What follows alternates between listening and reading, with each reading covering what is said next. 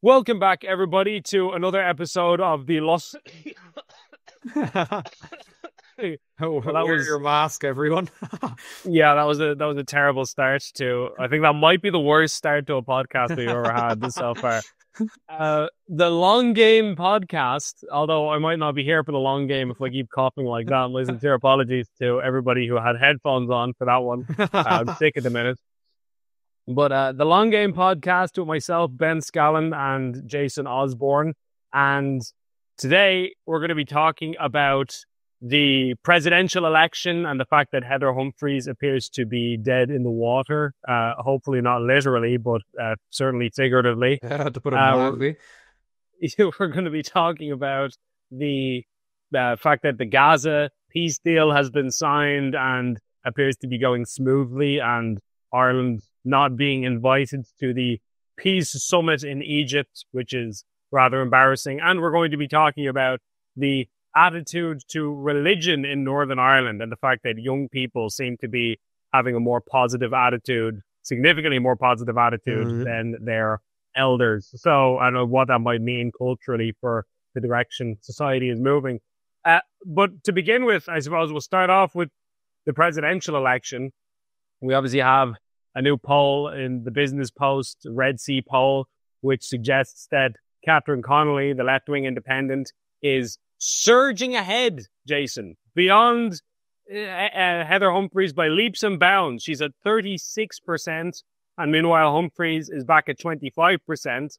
Jim Gavin, who has obviously dropped out of the race, is inexplicably at 12%, so not exactly sure who is voting for Jim Gavin at this point. He's not even voting for Jim Gavin. The accelerationists are going to be voting for Jim Gavin. No, I there is guess. some slight explanation for that. Accelerating into a wall, I suppose. No, I do. There's some slight explanation for that, in that I understand that the poll was being formulated at a time, I think it was as the sort of revelations were unfolding, before he pulled out anyway. So as I understand it, they'd sort of halfway done the poll by the time he announced that he was withdrawing. So the real question is, for the people who maintain their voting for Jim Gavin after he announced that he was withdrawing, what's their end goal? The most mysterious cohort of people in Irish society politically. But yeah, you described dead in the water is the way to put it. I mean, you say Catherine Connolly surging ahead. I mean, she's surging ahead, relatively speaking. I mean, she seems to excite the left-wing youth that are active online. Outside of that, I don't know anyone who's particularly excited or enthused about this presidential election. They are certainly not excited and enthused about Heather Humphreys, who, I'm sorry, no amount of Fine Gael videos with Coldplay playing in the background of her out and about meeting and greeting people is going to get me excited about her. Or it doesn't seem to be working on anyone else either, with sort of 25% that she's sitting immovably on. Did they use Viva La Vida again? No, I'm being a bit hard. They used some rap video in the last one that I saw of her, where she was walking into RT for her debate, and I was like, Fine Gael is just in a hopeless muddle. I mean, I've never been on board the Fine Gael train, but like I can't help but feel some pity looking at them, because they just don't seem to have a clue what they're going for. They sort of like make tentative gestures in the direction, like on immigration and things like that, and literally just lip service in the direction of sort of the right on, like, having to be tough on immigration and things like that, while also trying to appeal to, Catherine Connolly voters to try and pull them over.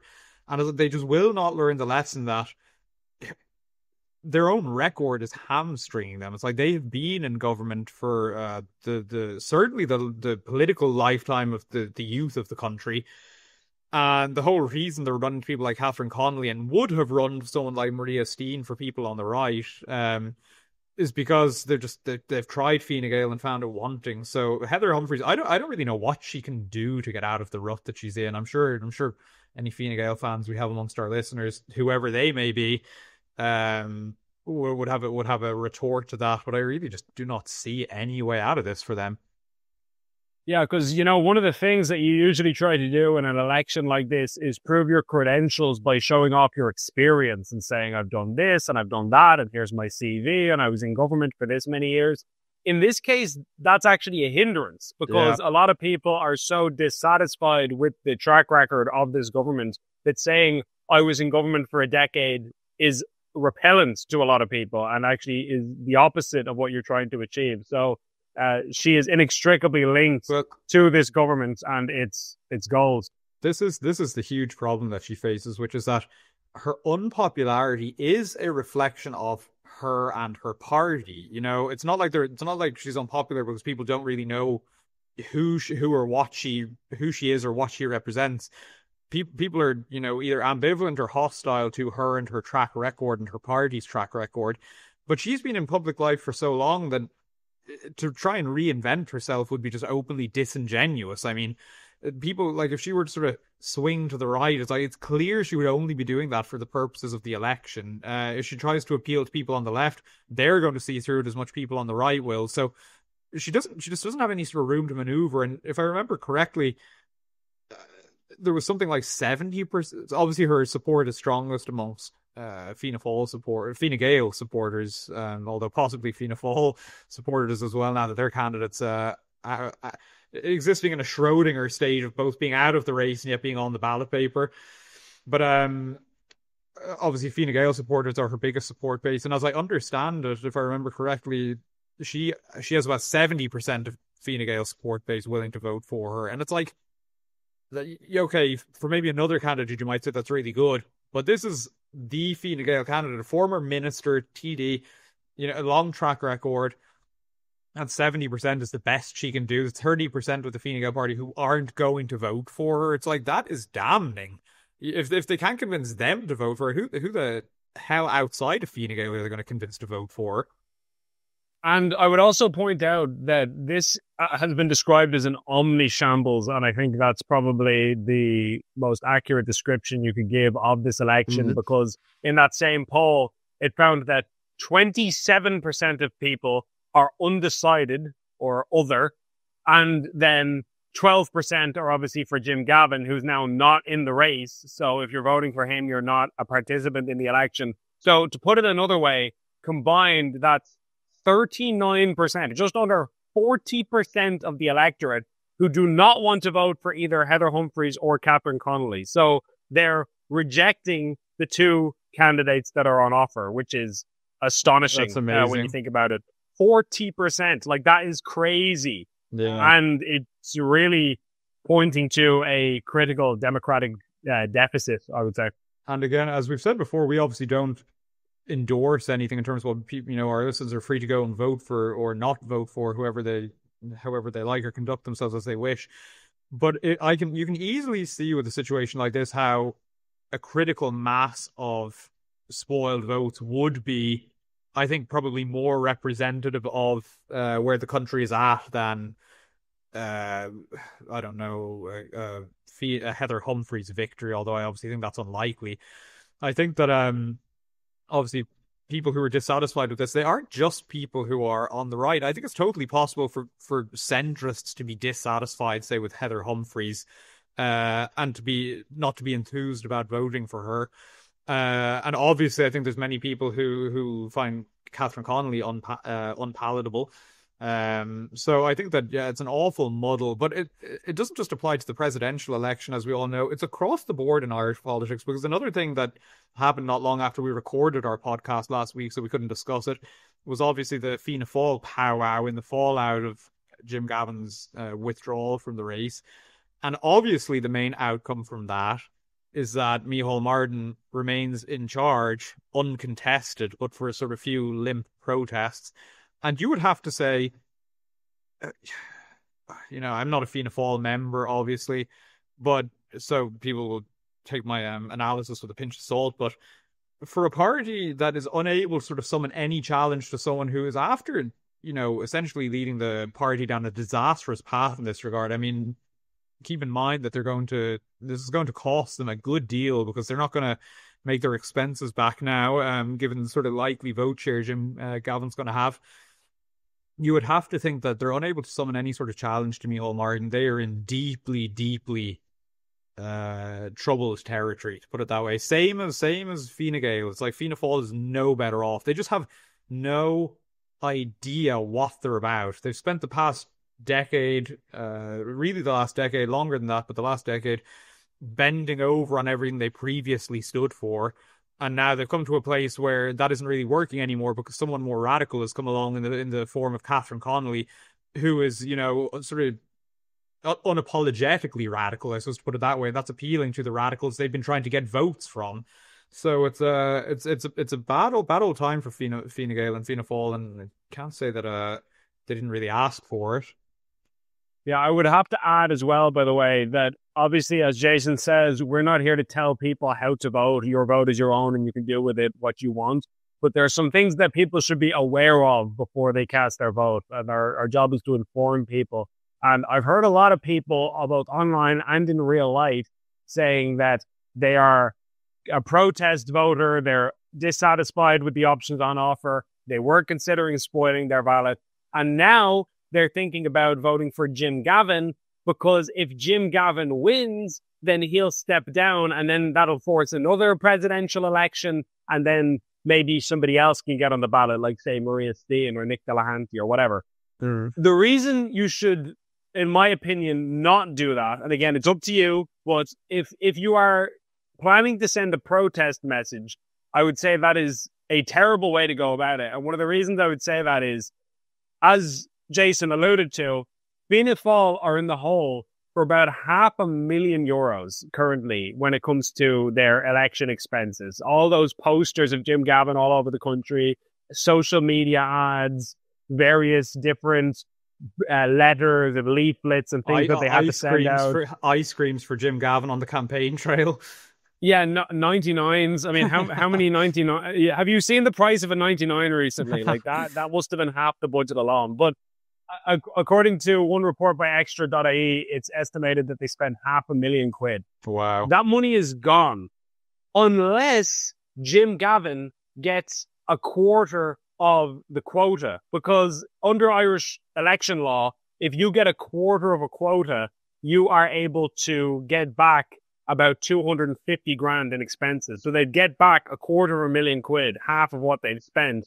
And as to how many votes that is exactly, it changes every election because the quota changes every election. The quota, for those who don't know, is basically the minimum number of votes you need to get in order to win. But that obviously will change depending on how many people actually vote. It varies from election to election. But I did some analysis. I have an article about this on the Gript website and found that in the last 3 presidential elections that were contested, a quarter of the quota is roughly 188,000 votes. And this one could be even lower than that because the turnout is expected to be super low because so many people are unenthused by this election. So that could be as low as, 150,000, let's say. So if Jim Gavin can get 150,000 votes or so, it is quite possible that Fianna Fáil could get back £250,000. And you say, well, what if he wins? What if we could rerun the election? He will not win. This is something that people need to get out of their minds. He was in last place before all the scandals. Then loads of scandals come out. He has multiple car crash interviews and debates. He then is thrown under the bus by his own party and condemned. He then drops out and says, I don't want the job. Nobody vote for me. I'm done. All the posters come down. He has no campaign. Well, there's a funny thing as well, except that they haven't. I mean, I saw someone posting earlier that there's more Jim Gavin posters in their area of Dublin than there are Heather Humphreys posters. It's amazing. It's just a shambles. It's a gradual process. He's kind of half in and half out. But the idea that he was in last place before and that now suddenly he's going to win is ludicrous. It's an impossibility and it's nonsense. So all you will do if you vote for Jim Gavin is eat into the potential number of spoiled ballots and also save Micheál Martin humiliation, because he will be able to say, if Jim Gavin gets a kind of a respectable result, a decent result, then he can do a kind of, I could have been a contender thing and say, look, you see, it wasn't as bad as everybody said. Sure, he dropped out, but maybe he didn't have to. Maybe it wasn't a huge scandal, and he'll kind of save some face, and the party will save a ton of money. So again, I'm not telling you not to do it. I'm just saying you should be cognizant that those are the possible ramifications of doing it if you're thinking of voting for Jim Gavin. And very, very last point I'll make on this is it's also not clear what you're trying to say. Because if you write in none of the above or Maria Steen or something on your ballot, it's immediately obvious this person is protesting against the system. Like the last presidential election, we had 30,000 spoiled ballots, and most of those were just accidents, people who just don't know how to vote, who made a mistake on the form when they were filling it out. Whereas if this time we had, let's say, 300,000, I'm making up a number, 10 times more, it's not like everyone just suddenly forgot how to vote. That would very clearly be a protest against the system. Whereas if you write in Jim Gavin #1, is that person protesting, or is that just a diehard GAA fan who loves Jim Gavin, or a diehard Fianna Fáiler? Like it's not obvious. And the next day RTE could say, "Oh, you see, lots of Fianna Fáilers stand by Jim Gavin regardless of his scandals," or something. You know, like your protest message is kind of lost at that point. So again, not telling anybody what to do. I'm just saying these are things that you need to think about before you make your decision.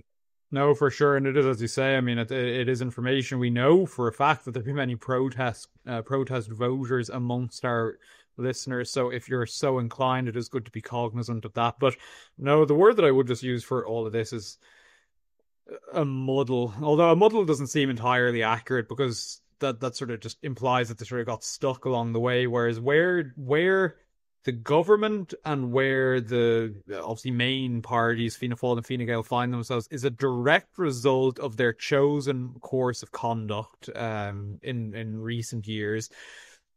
And it is very hard not to sort of say that it's richly deserved, to put it that way, because it's not like there haven't been many warning voices, and moderate warning voices at that, over the years, and yet nevertheless they've persisted. And now part of the difficulty is obviously that it seems to me that we're very invested in the presidential election at the moment because it's all that's going on, but it'll be fairly easy to shrug off, even a little way down the road. So whether or not this serves as a wake-up call, and it really, really should, because of like the unpopularity of Jim Gavin, obviously a disaster, Heather Humphreys proving to be a disaster, dead in the water, as we say. And then just the fact that people are just so dissatisfied from the off. So it should serve as an alarm signal, but I find it very hard to believe it'll be taken that way. There is a deep sense of entitlement amongst these parties that they should be able to just put out whatever they want, really, in terms of a candidate, and that the people will sort of, will lap it up.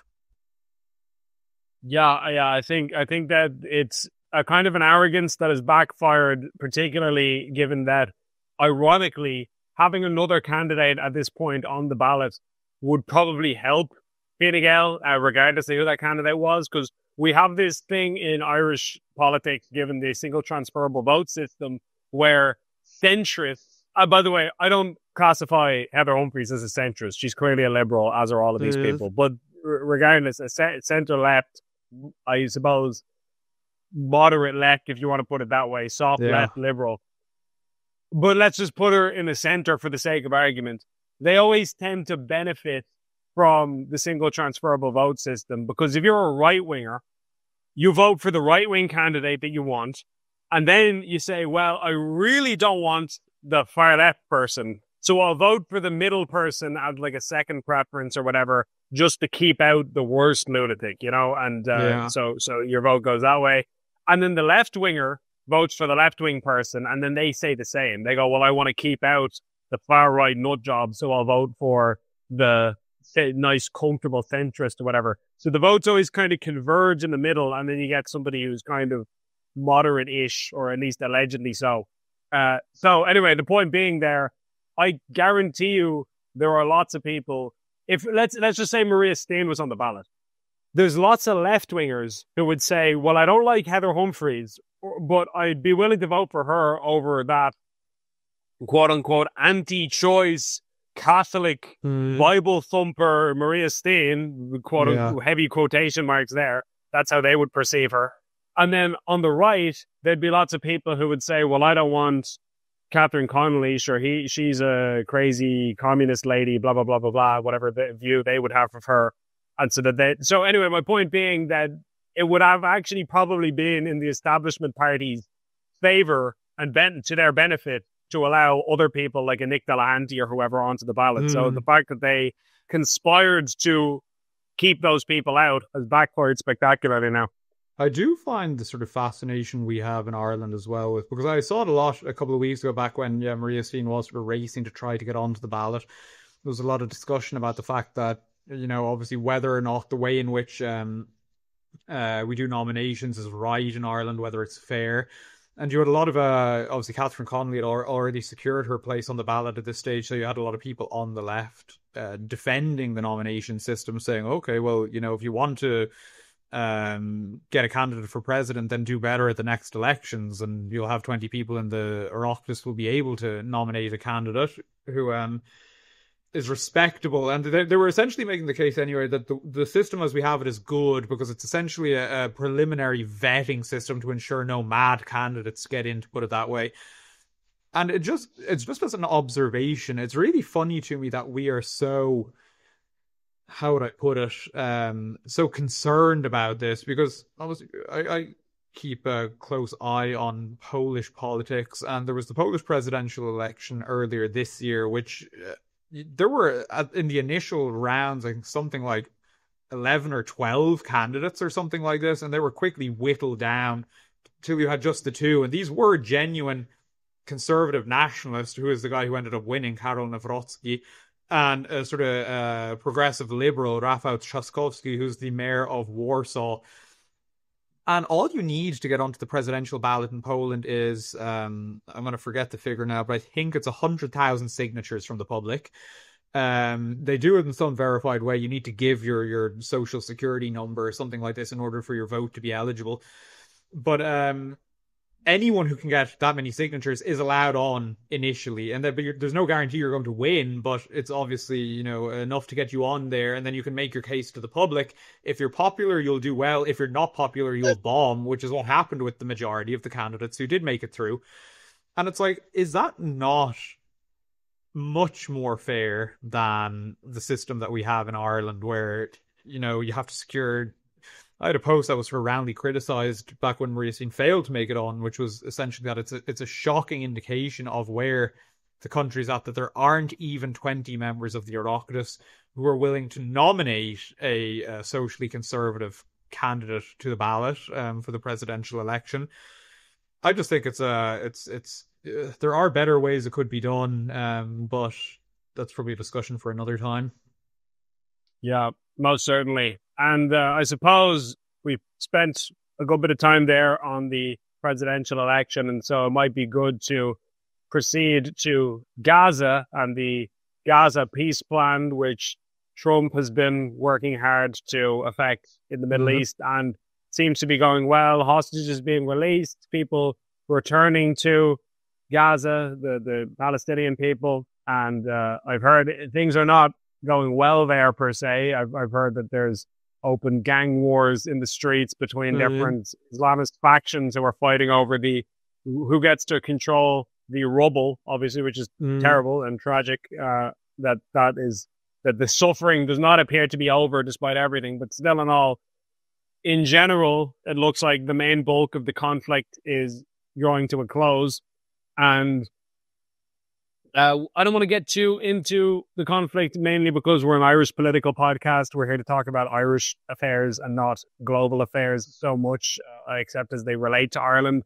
But one thing that I didn't want to discuss, which I thought was really interesting and kind of embarrassing, frankly, was the fact that there's this peace summit that's due to take place today, actually, in Egypt, Sharm el-Sheikh. And it's going to be many of the diplomatic factions that are involved in this peace process that are going to be meeting together, I believe. Exactly, and they're all going to be talking about how the peace was secured and how things are going to proceed going forward and so on and so forth. Notably absent is the good old Emerald Isle, despite the fact that we've been probably one of the most vocal people in the world when it comes to weighing in on this topic, and we've obviously done a huge amount of, I mean, we've dedicated so much time and energy to making this our national issue and advocating on behalf of Palestine. we are not even invited to the peace summit after the ceasefire is declared. So a bit embarrassing, is it not, Jason?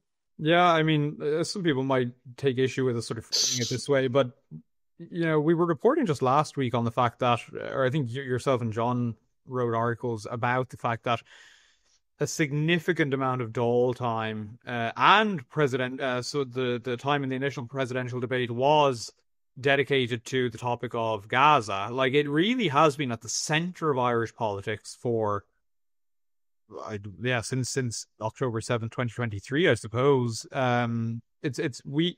We have done more to center this issue than a great deal of other countries. It's not to say that it hasn't been prominent there, but we really have placed it at the center of our political priorities.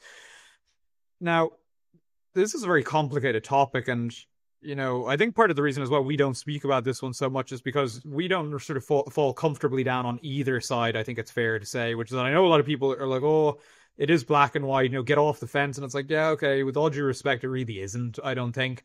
And I think sorry to interrupt you, but one of my favorite things about this is both sides will tell you that it could not be more obvious that they are correct. Like, they'll both be screaming at you saying, like, Joel, like, open your eyes, and they're both telling you things that are 180-degree opposite. Like, anyway, but go on. No, well, yeah, that's exactly it. But this stuff is complicated, so it isn't, for me to say necessarily that I do think that there have clearly been atrocities that have been carried out over in the Middle East, again, on both sides over the course of the past 2 years. And I do think that nations have a right and a duty to speak out about atrocities. But nations have always made this point. Nations primarily have a duty to the people they're supposed to be governing. And the reason I think so many people have taken issue, not even pro-Israeli people, to put it this way, but the reason so many people have taken issue with sort of Ireland's political focus over the past 2 years is because it has seemed to the detriment of Ireland. The primary example of this obviously being that America, whom we're, whether we like it or not, so dependent on for our economy, our economic well-being, essentially. Again, whether that should or shouldn't be the case is another discussion. That just is how it is at the moment. We have repeatedly run afoul of pissing them off, essentially, over the course of the past 2 years. Multiple letters from different US legislative bodies and different things, or members of different US legislative bodies, making the case that Ireland, with its sort of stance, was sort of doing damage and risked harming relations between the two nations. It seems to me that, as I say, it's absolutely all well and good for politicians to advocate for what may well be righteous.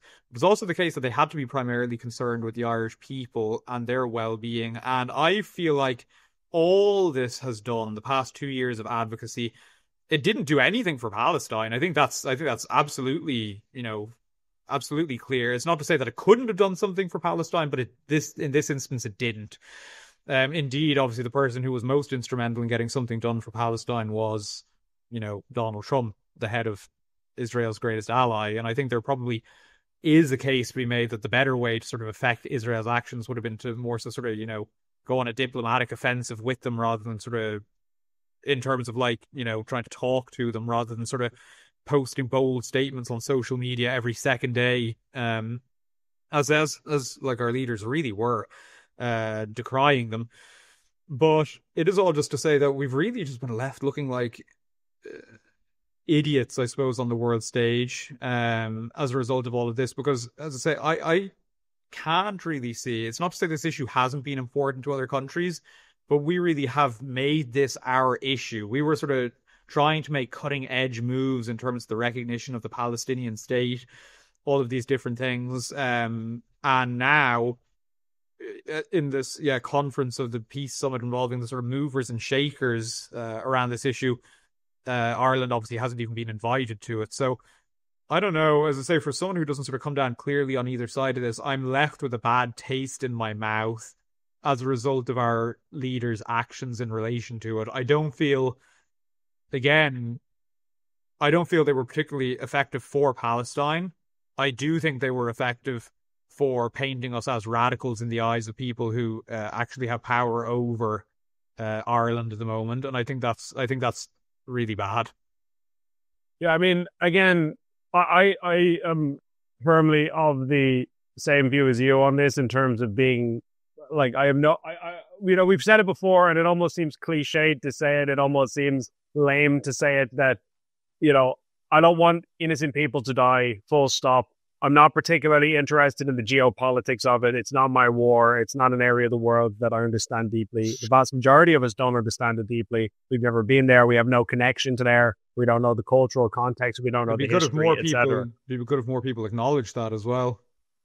Yeah, absolutely. You know, how many people, and this sounds like a kind of a trivialization of it, but I'm dead serious. Like, I would guarantee you a good amount of people would not be able to locate this region on a map easily, you know? So, and that is not to say that what happens there doesn't matter. Every single person who dies is a human being with a life, just like you and me, who's have loved ones, who is loved, you know, like that's something that we should never lose sight of. And I understand all of that. But my point is, as to the intricate politics of it, it's not something that I am well versed in, and my own country has enough problems of its own without me going and reading 100 books to try and understand something happening on the other side of the world. That's just my attitude to these things in general. Same for Ukraine, same for Myanmar, same for loads of places. Mm-hmm. But with all of that said, if we want to help innocent people who are being killed, which we obviously all do, and I think that's a perfectly right and Christian attitude that we should maintain when it comes to these situations, I do think it's pretty obvious that we did pretty much nothing here that has led to this outcome. Like, this outcome of a ceasefire would have been achieved with or without Ireland. I think that's pretty obvious. Yeah. And you know it's obvious, not to be repeating ourselves, but you know it's obvious because we weren't even invited to the post-match interview, as it were, the big meeting where all the relevant people piled into a room. We were not among them. So that kind of shows that we're there kind of just screaming into the wind. Simon Harris, like, frankly, I part of me thinks, like Kieran Cuddihy said this to me. I was talking to him about this a while back. I was just going to say, I like when you make comments like this, I always know in the comments someone's going to be like, careful, Ben, you're getting in too close to them. It's like when you say things like that, it sounds like you were having a pint with them the other evening or something. Yeah, no, I was on the Tonight Show, so he was hosting it, so I should add that context. No, you're right. But I was talking about Simon Harris calling Trump a gowl that time and how I thought that was going to damage us reputationally. And he was saying, does Trump even know who Simon Harris is to give enough of a rat's ass about whether, like, Trump doesn't know what gowl means, and he doesn't know who Simon Harris is, and he's not interested in knowing. It's sort of like that thing in the video game Oblivion. I don't know you, and I don't care to know you. So, in a way, you've got two factions of people in Ireland who are fighting. One group are saying, oh my gosh, you're destroying our reputation by doing all this Palestine stuff. You're going to make the Americans so angry. This is terrible. And then you've got this other group saying, no, we have to do it. We have to save Palestine. We have to influence world leaders to do what's right. And meanwhile, you macro out and no one's listening to us either way. It's doing no good. It's doing no harm. It's just doing nothing at all because we actually have far less influence than we think we do. I think I'll risk disagreeing, but it makes it sound like you'll kneecap me if I do so. But no, I would disagree in that. I think, like, we did have the evidence of people hearing what we were saying in terms of people with prominent positions in the US. Not necessarily, okay, yeah, Simon Harris and Micheál Martin primarily, but just sort of listening to the general discourse in Ireland and, taking a dislike to it and therefore doing these open letters. And you can say, okay, well, there wasn't necessarily any outcome from those open letters, but I do think it contributed to burning some diplomatic goodwill that, we had. I think we had more. We have less now than we did 2 years ago. I think I would put it that way. And I think that's a net harm. And I know there's obviously, probably among some of our listeners, but more broadly, I think there's an attitude that we shouldn't worry so much about what the rest of the world thinks. And maybe there will come a time where I think that viewpoint is fair, but I don't think that time is now. I think you have to operate with the world that you live in. And it is the case that we live in a globalized world, and you have to take diplomacy and friendships on an international level seriously. And I think that we've been conducting ourselves in a way that doesn't take either of those things particularly seriously. I think we've alienated nations that we benefit from, and we have made friends with the equivalent of. I do think it was a really accurate way of describing it. Essentially, NGOs and other nations that are interested in fostering as student unions on an international level. My takeaway just from all of this is that I don't think, yeah, Palestine or the Middle East benefited at all from our interventions. I think it could if we, obviously send over lots. I think sending aid is a concrete way to help and contributing in that way. But our main contribution over the past couple of years has been a load of hot air. And I think we've clearly made enemies is maybe too strong a way to put it, but I think we've painted ourselves as radicals as a result of it. And I think that's going to stick more than people know. I think we had the European Union pressuring Ireland to bring in more strict hate speech legislation.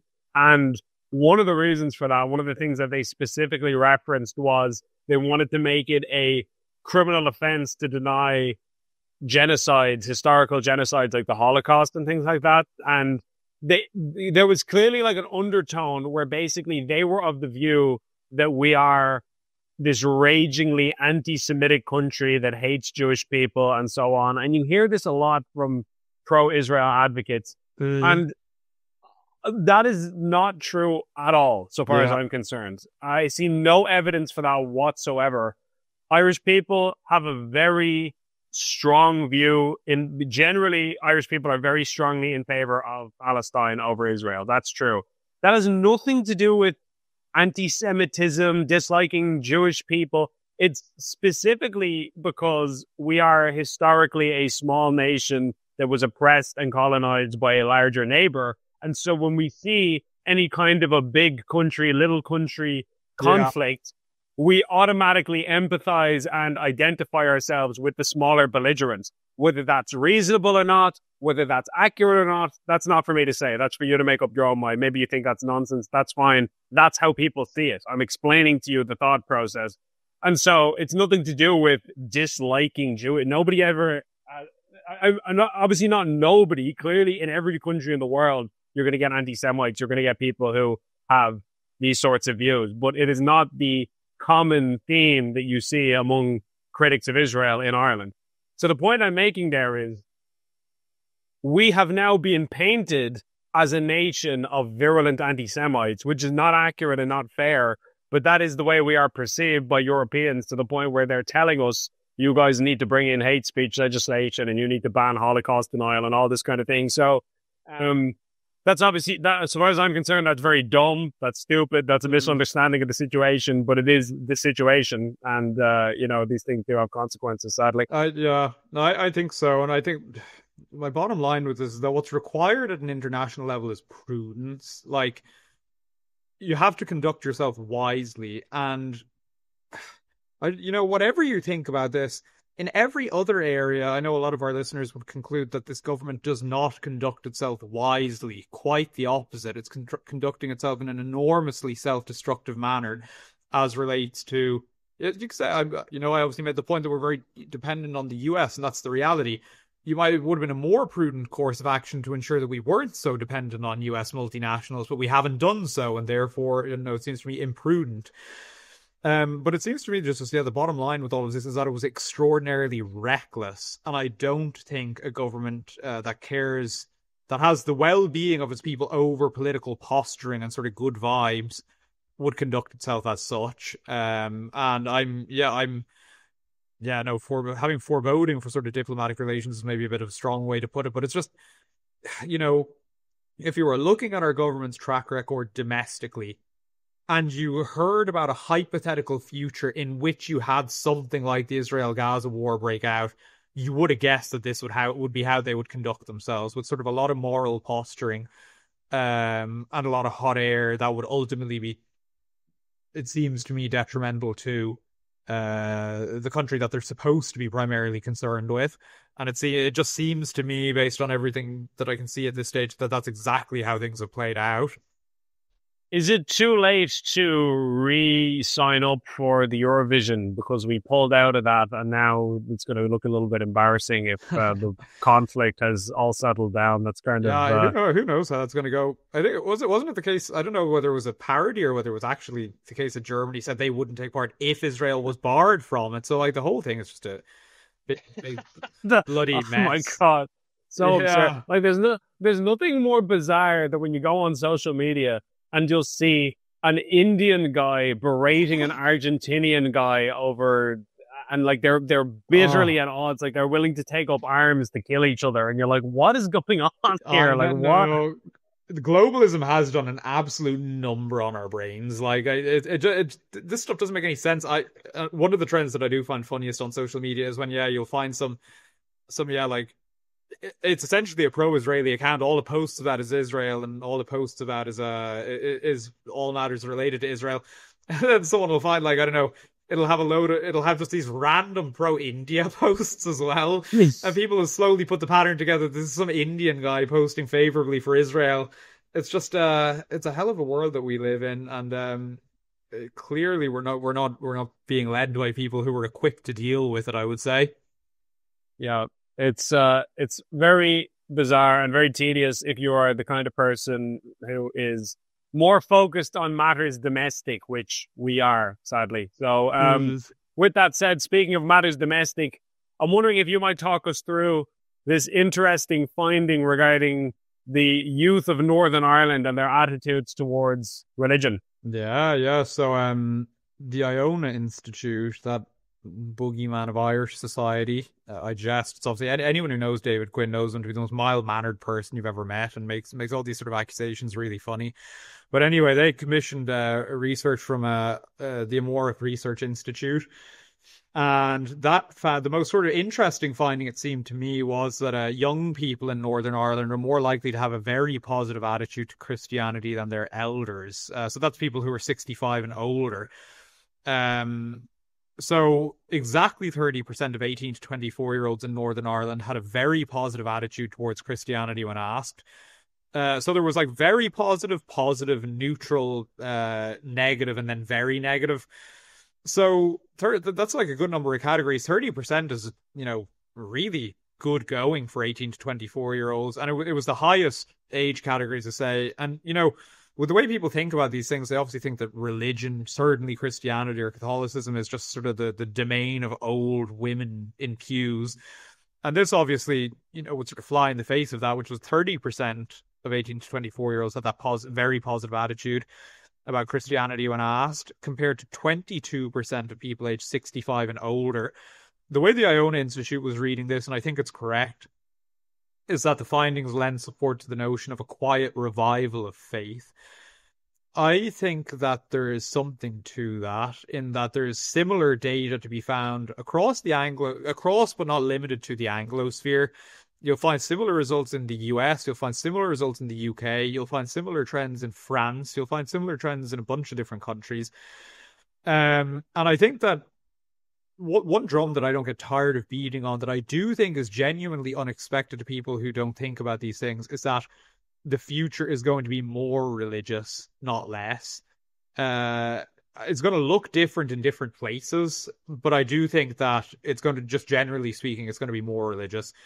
I do think that obviously findings like this do indicate that you're going to have more committed Christians. Fewer, yes. Obviously, you go back a couple of decades and, everyone's describing themselves as Catholic, and proudly so, but clearly it was a sort of faith that was only skin deep, to put it that way. Whereas now you're having more people who are willing to sort of, really die on this hill, to put it that way. So I think you're going to have a lot more sort of people who are far more committed to this going forward, which obviously from my perspective as a Catholic is a good thing. But then I also think that you have a lot of religious immigrants coming to Europe.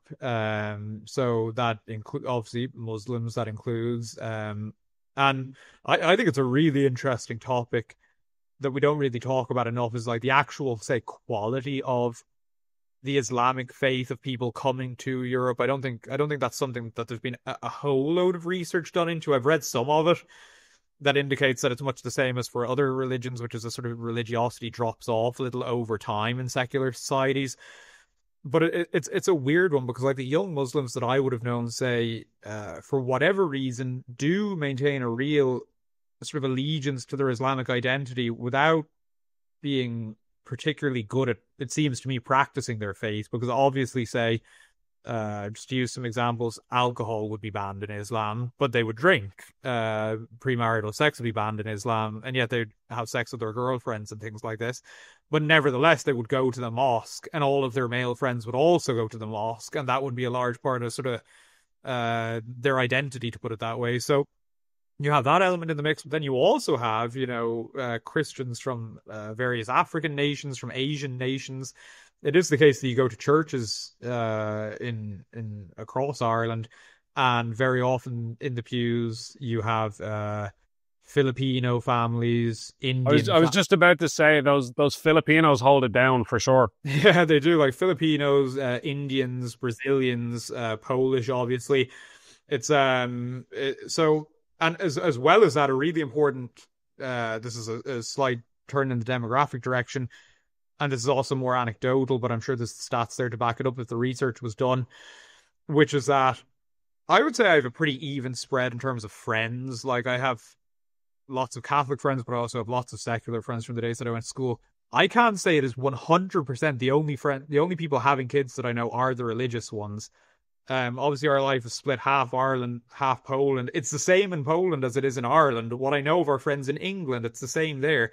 The only people having children are also religious. So the picture that this all paints for me is that the future, certainly of Europe, but I think probably the US as well. And then, I don't know, I haven't read enough about Latin America or Asia or any of these other places to say that the future of these places is definitely religious, but it's going to look, probably the cultural and political landscape is going to look very different to how it used to. So anyway, this is just the latest piece of data adding itself to this picture that we're coming to see. And I think David Quinn was right to say that in the future there'll be fewer cultural Christians, which is Christians who describe themselves that way but they don't practice. Instead, you'll have a society that's more so divided between genuine religious believers and people who don't hold any sort of religious or religion or spirituality. People who could be described as nones, NONES, that is, rather than the Catholic nuns. So I don't know. I just think it's really interesting stuff, and I do think it speaks to the fact that sort of the milk water progressive liberal philosophy that a lot of young people have been fed as they've been growing up is lacking. I don't know what you think about that, but I think that change is coming, and it's going to come faster than people think. Yeah, I think a lot of atheists.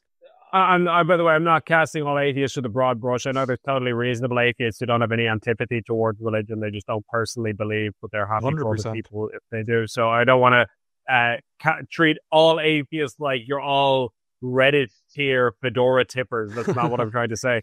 However, we will never say that. I was one of those, so I will never talk down about my fedora wearing brethren. But well, with that said, is fedora tipper like a slur for atheists? I feel like that's it's got to be up there with. We prefer if you don't use that. Yeah. Sorry, I don't the F word. But with that said, you obviously do get some of these people who are more militant in their atheism, who dislike religion, who even hate religion, and who act like it's the summit of all corruption in the world, and if only we didn't have religion, we wouldn't have wars, because sure, communism never killed anybody, and yada yada. Yeah. And you do hear this nonsense, and some of them will triumphantly kind of say, oh, the church is in decline and nobody's going to mass anymore, and isn't it wonderful that we're living in a more secular, enlightened society? And those people don't seem to realize that there is percentage-wise, there are less atheists as a proportion of the human race today than there were decades ago. Like, atheism is actually shrinking in its proportion of the human race. simply because atheists tend not to have that many kids, if any. You know, many atheists will have an abortion and a dog, and that's the totality of their desire to perpetuate their family and their bloodline. Whereas Muslims have kids, Catholics have kids, Protestants to a slightly lesser extent, but still they have kids. Hindus have kids. Look at India. Those people are having kids. I can tell you one thing. So, and then you look at it like a secular communist state, atheistic state like China with the one-child policy, and like, granted, I understand everywhere in the world is experiencing a demographic collapse pretty much, but that is much less the case among communities that are devoutly religious, whether that is one religion or another. So, because religion tends to emphasize the importance of the family and so on and so forth. There's a whole load of reasons that you could get into for that sociologically. But the point is, if that trend continues, which it will, because there's no reason why it wouldn't, in 20, 30, 40 years, the only people who have had kids, who have actually passed on their genes, who are having big families, are people who are devoutly religious. Those people are going to inherit the future. So it's almost not worth debating atheism because it's like, you're not going to be here long term. Like, my grandkids won't be debating your grandkids because you're not going to have grandkids. I'm being hyperbolic. Your grandkids are going to be debating my grandkids about these niche theological issues. Yeah, exactly. Yeah, we'll be arguing over, like, you know, the exact meaning of transubstantiation, that kind of thing. But obviously, I'm being hyperbolic. I'm being silly. I'm only joking. But like, in broad terms, what I'm saying is generally accurate in the sense that really it's a conversation between Muslims, Christians, different ideologies that have been around for thousands of years, that are growing in many parts of the world, and that will be here for the foreseeable future. That's part of why the name of this podcast, the Long Game Podcast, is specifically because the themes we want to touch on are things like the family, demographics, long-term sociological trends and history, and trying to encourage people to think about these things in a more active way rather than just focusing on the moment, you know? Exactly. Thinking about the fact that this is like this is where modern politics is just the opposite of this. Is that renewal is a very, very, it's a long game. It's a long-term process, whereas modern politics is stuck in this, like, you know, every couple of weeks you'll get a new poll where, I don't know, Fine Gael has gone up a point, and then you get another poll like a month later and they've gone down 2 points, and it's like, this stuff doesn't matter. That it matters in terms of day-to-day politics, but it doesn't matter in terms of the long-term trend is downwards, and that trend is being governed by more important trends, which precisely the ones we're discussing here.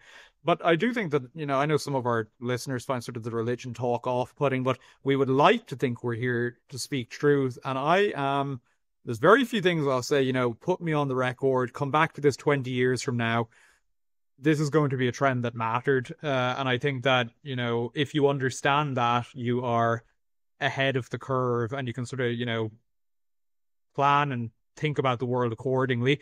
But it is interesting. And like, I think a lot of what we're seeing with those, like, to go back to the poll results that we're talking about, like, I think they reaffirm this image that I think a lot of, you know, say practicing Christians would have, and I think it's a correct image, of the faith as this core, unchanging thing that passes down through the ages, that isn't limited to the frail and fallible people that make it up, to put it that way. What I mean by that is, obviously, a lot of people say put off by, and understandably so, because they're horrific. And in fact, I think they're some of the worst crimes ever committed, like the abuse scandals and things like that. But Catholics and Christians, and obviously it wasn't just the Catholic Church, although numerically it was the Protestant, some of the Protestant churches as well. But I think people who are able to stay in those institutions are able to see that, well, what they're involved in those institutions for wasn't, say, the holiness of like the priests or the holiness of the pastors or whoever else. It was because of this sort of core deposit that was already there, to put it that way. But the point that I want to make here is that people are kind of cleaving to this central thing rather than the sort of, if I could put it this way, the peripheral trappings that I think used to be a lot of what attracted people to these things. And like, this is just something that's passing away. Like we saw at the end of last week, a lot of these, as I say, peripheral trappings, which is to say, clergymen and women and different members of the laity and things like that who have no idea what it is that's attracting the youth. They decided Canterbury Cathedral, which is obviously one of the gems of, you probably saw this, Ben, one of the gems of Europe's cultural heritage, decided in their infinite wisdom that it was a good idea to promote this graffiti exhibition, to put it that way. They thought it was like raw, they thought it was cutting edge, where they stuck these horrific looking graffiti things to the inside of Canterbury Cathedral that ask these faux profound questions like, God, are you there? Or like, what's all this suffering for? And all of these different things. They clearly thought this is the sort of thing young people want to see and that it's authentic and edgy, and it is just being slammed on social media by everyone pretty much, but also by those who are, sort of authentically religious. So I think you're seeing the passing away of that sort of, I don't even know what to call that trend, that sort of moralistic, therapeutic deism that is more concerned with good feelings than it is with, actual faith or anything like this. And it's being replaced by something more genuine, as is evidenced, as I say, by repeated results like these. So an interesting one, and as I said, there's few things that I'm going to tell people to put me on the record of this, but this is one that I will endlessly stand by. Yeah, this is probably going to irritate somebody, but just on a small note that I might throw in there, it really irritates me when people say, like, I'm not religious, I'm spiritual. What does that mean? You cannot explain to me what that means. What that means is, you find atheism preposterous, reasonably so, by the way, because it does seem preposterous. The idea that everything we see around us, the idea that this all happened by accident. I mean, like the analogy I always make is, if you found the sculpture of Michelangelo's David in a cave somewhere, like 10,000 years ago, or 10,000 years from now, should I say, you stumbled across this beautiful work of art, and you said, J.D. Mac, how did this get here? And somebody said, I think it's just like a natural rock formation. I think it just appeared like this. You'd say, this guy's an idiot. Of course, it didn't just appear by accident. Clearly, look, you can see this. It could not more obviously be a sculpture of a man that was made by an intelligent artist. That's clearly what's going on here. And yet, people will say that an actual human being with lungs and eyes and teeth and a functioning mind that can think and sing and write poetry, you'll say, no, that happened by accident. The lump of rock that's shaped nicely, that couldn't possibly have been an accident. But the guy who's tap dancing in front of me and telling me about his emotions and what he likes to eat for dinner, that was the accident. Like, that's clearly absurd. So anyway, so people intuit that that's absurd, and they know instinctively that doesn't make any sense. So they want to believe in some kind of God. They want to believe in some kind of, metaphysical reality to the world. But then religion comes along and it tells them, well, then you have to live your life in a certain way. There's going to be certain restrictions put on you, reasonable restrictions for your own good, to ensure you're flourishing, in the same way our parents tell us, don't put your hand in the fire because you're going to get burned. Don't put pins in your eyes. Don't eat marbles. There's all kinds of rules on children, and it's there for a good reason, because your parents know better than you. God knows better than you, and so he has reasonable rules for your life, and that's fair.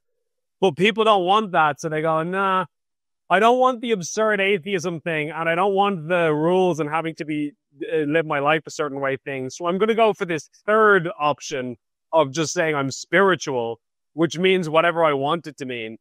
It's nonsense. So anyway, I know that probably offends and annoys some people, but if you're one of these spiritual people, I'd just like to tell you your belief is nonsense. That's just my view. But anyway.